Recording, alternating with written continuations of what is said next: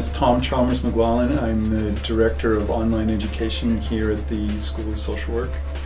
I've been here for, 13 years, and the courses I teach generally are in the macro concentration, but my other responsibilities are kind of the developing of the online program. So my research focuses on homelessness and cost effectiveness of social services. And that's really where my passion is. So my work focuses on looking at what's the cost of providing social service related stuff, and how does that, what's the cost of doing nothing, and kind of the backside of that. So the most recent thing that I've been working on is with the state of West Virginia. We're coming up with what's called a homelessness index. And the idea is to come up with what does it look like, what's a score, so to speak, or what does it look like in kind of material deprivation or poverty and issues of homelessness in West Virginia, and then be able to use some of those index scores to track over time to see how people's lives change and things like that. So that's pretty exciting.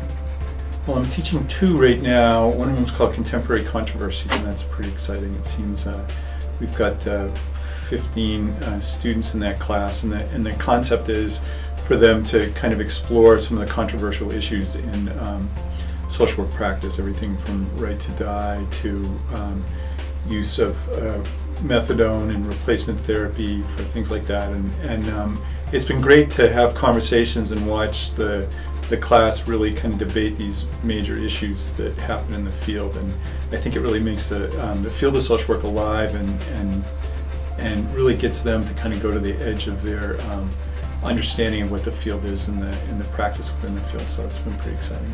We have a really great kind of mix of classes. There's a good mix of clinical and macro classes. So I think folks come here and they're going to get a good kind of understanding of the entire field of social work. Even if they want to do clinical practice, I think they'll leave with a better understanding of the kind of the relationship poverty plays in people's lives.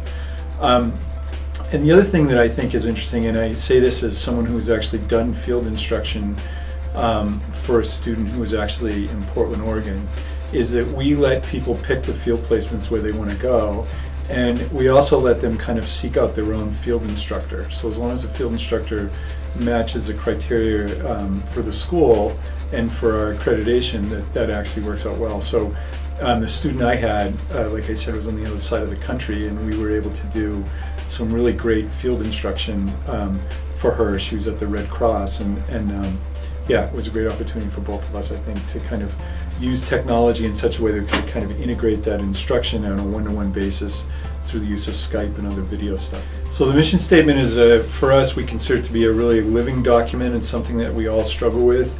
I don't think anyone on the faculty agrees with everything in it, but I think in general we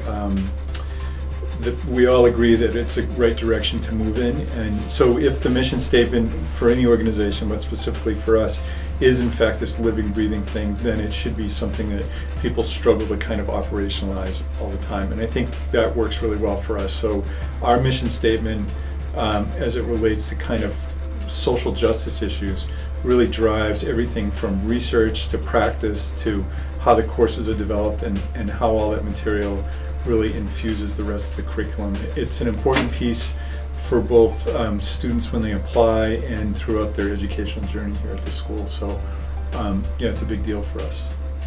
Online education really takes the best of part-time graduate education and builds it into something that anyone can use and anyone can access. And I think for us, the great thing is that the curriculum online is the same curriculum that you get on campus. So it's usually the same textbooks, it's the same outcomes. So students are getting the same level of education. And I guess I see maybe the next step in online education is more use of kind of interactive or almost self-paced, journeyed kind of scalable assignment. So a student comes in and here's a syllabus, here's the minimum requirements you need to do, but if you want to do 3 other components of that, it's an individualized kind of scalable projects and things like that. And I also think the other thing in online education that will be the next thing, I think, for us, especially in social work, is as students get a really good foundation in the skills,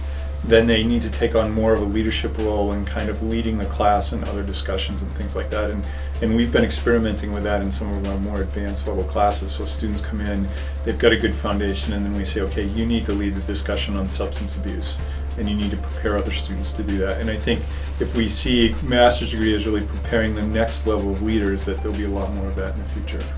I think to be a successful student, you need to be focused. You need to dedicate time every day to your studies. You need to ask questions, and most importantly, I think you need to be curious about the class that you're involved in, curious about your classmates, curious about what you're learning in your class and how that really relates to the larger world of social work practice as you see it.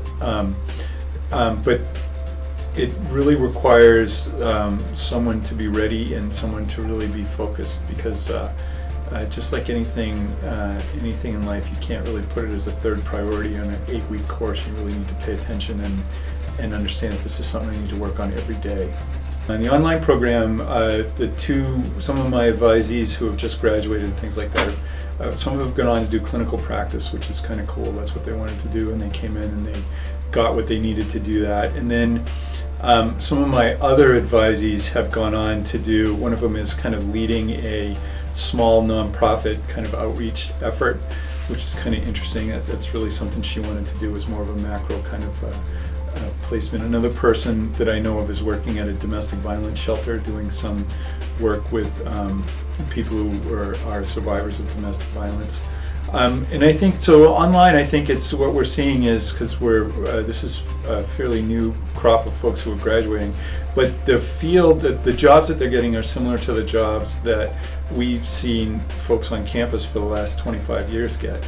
That they go into positions usually at all levels of policy. We have some folks in Maine that have worked in the legislature, and other states have done policy analysis, and then we have some other folks who have gone on to do clinical work and been executive directors of agencies.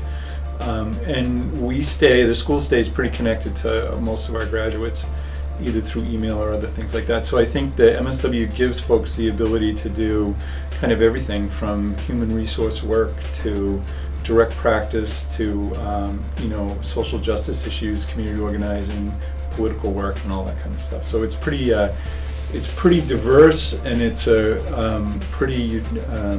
it's got a lot of utility, I think, the degree, and we see that both in our on-campus and online students.